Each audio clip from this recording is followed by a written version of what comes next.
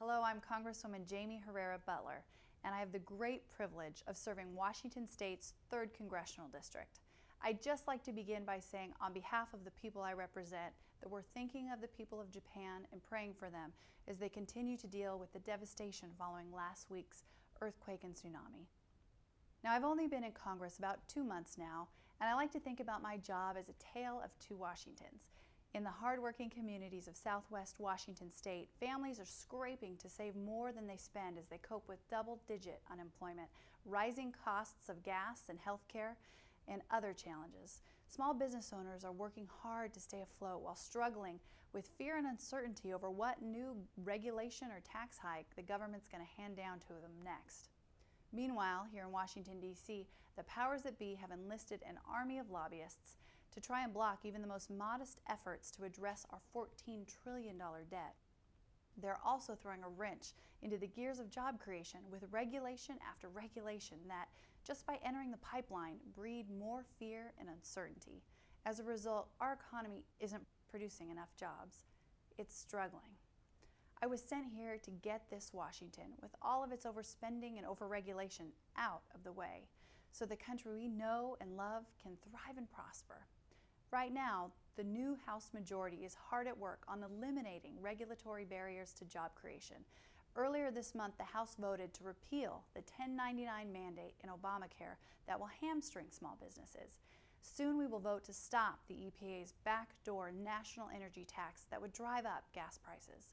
And we're holding hearings on the RAINS Act, common sense reforms that give the People's Congress a say before the government tries to implement any costly, job-crushing regulations. We're also working to cut wasteful spending so we can send a strong signal that Washington is going to stop using our small businesses as piggy banks and focus on helping them get back to creating jobs. Already we have cut Washington spending by $10 billion over 5 weeks. This is real money, especially when you consider that the President and Democrats in Congress originally suggested that not a single dime in spending cuts would be had. Of course, we're serious about ending the uncertainty for job creators in our economy. We need to cut more. As economists have explained, and many Americans already know, it's the private sector that creates jobs, and government overspending just crowds out private investment. That's why last month, the House passed a measure reflecting the will of the people that includes significant cuts and reforms in the way Washington, D.C. spends taxpayers' time and money. This legislation is necessary because last year, when Democrats ran both houses of Congress, they failed to offer a budget. For the first time in modern history, Congress failed to do this. The Senate needs to step up and follow us in passing a bill so we can prevent a government shutdown and support job growth by reducing spending.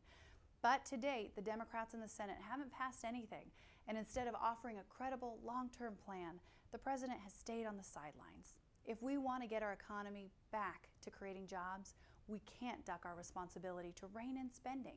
It's important we get beyond last year's mess so we can focus on the full scope of spending problems in Washington, D.C. Republicans are determined to begin a dialogue about entitlement reform, even though the President's budget is silent. Failing to address the explosive growth of autopilot spending means failing to address our debt crisis.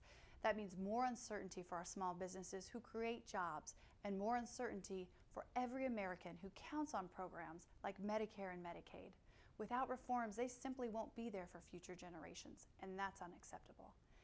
My Republican colleagues and I have headed back to our districts this week to start a dialogue with the American people about all these issues.